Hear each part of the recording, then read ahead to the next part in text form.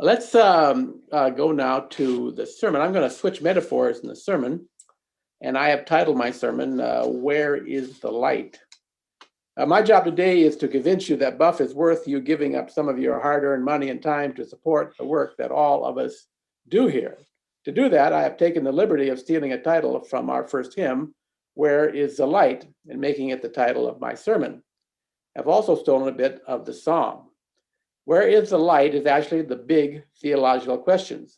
Theologians, philosophers, priests, shamans, and gurus have been struggling with this question for as long as we have been a species. People have been burned at the stake, imprisoned, fed to lions, and shot and thrown into mass graves because of how they answered this question. Battles have been fought, crusades have been launched, fleets of ships have been sunk, whole peoples have been enslaved, re-education camps have been built, and children have been flung into the fire because of this question. So Martin, please play again for us a few bars of Where is the Light by Peter Mayer. Where is the light? Can you tell me where is the light? Where is the light? Where is the light? Oh, the light's inside of me. It's in my skin and in my bones, in my heart and in my soul. That light of light so bright and golden like a summer day. When the sun goes missing in the sky, it is rising in my eyes, chasing all that winter gloom away. I'm burning bright like kerosene. Where is the light? I'm twinkling like a Pleiades. Where is the light? I'm dancing like a candle flame. Where is the light? And I'm flaming like a fruit flambe. Where is the light? Oh, can you tell me where is the light? Can you tell me where is the light? Can you tell me where is the light? Oh, the light's inside of me. Can you tell me where is the light? Can you tell me where is the light? Oh, can you tell me where is the light? Oh, the light's inside of me. 2, 3, 4. Listen like mine. I'm gonna let it shine.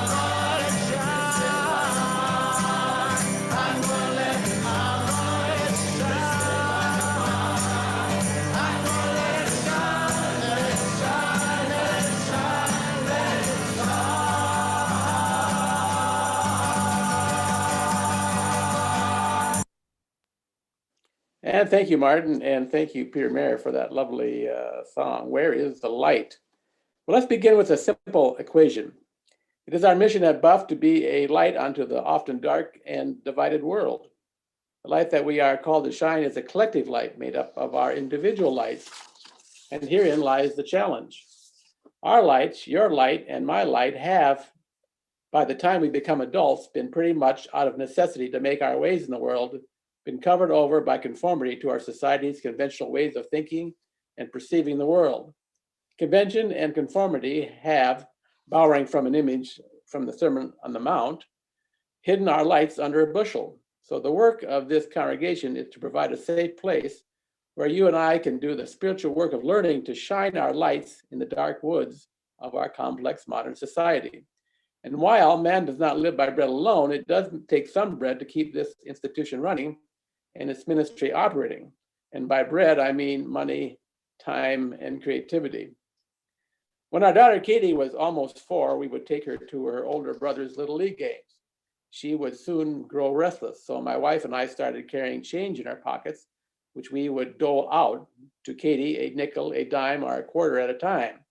When she received her coins, she would proceed immediately to the concession stand. There, she would, because she was quite small, stand on tiptoe, reach up and click her coins on the countertop. All that was visible to the concession stand attendants was Katie's hand with her coins.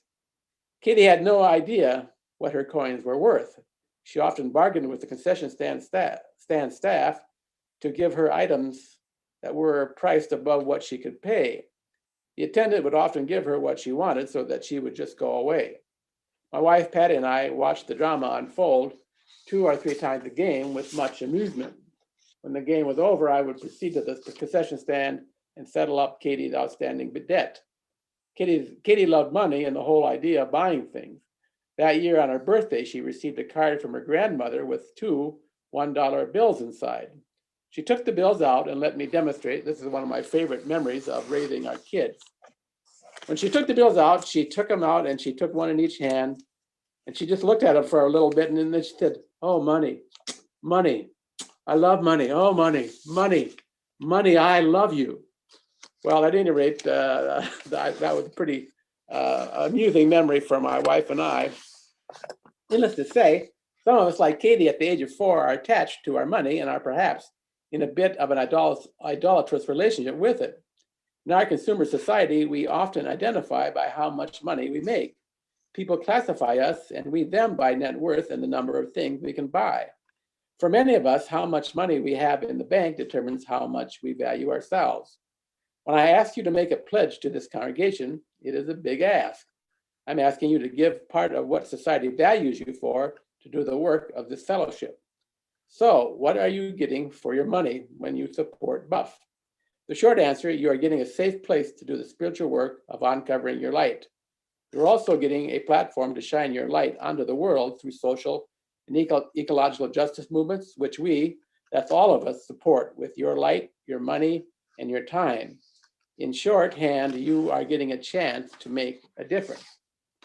Letting your light shine is code for living your true self. It is about being an authentic, mature, and compassionate person who has found in him or herself their reason to be. And I don't care how big your house is, how much money you make, how many years you served in your state senate, or if you are the king of Norway. If you do not have a reason to be, you basically have nothing.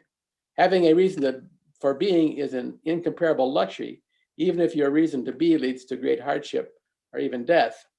I'm reminded of one of our founding parents, Michael Servetus, who was burned at the stake in 1553 for promoting Unitarianism, of Harriet Tubman, an escaped slave who helped other enslaved peoples escape north to freedom during the American Civil War, and of Unitarian minister Waitzel Sharp and his wife Martha, who during World War II helped hundreds of European Jews flee the Nazis. A more contemporary person whose light has led him on a path of peril is Russian activist Alexei Navalny. Navalny is currently imprisoned by the Russian state and at the writing of this sermon in very poor health from a hunger strike. All the above demonstrate the power that comes from knowing your reason for being, and knowledge that they gained by engaging in the question, where is the light? One last thing before I close this argument for why you and I should support Buff. There's one thing that makes us unique among all other religions. Most other religions want to define for you what your light should look like.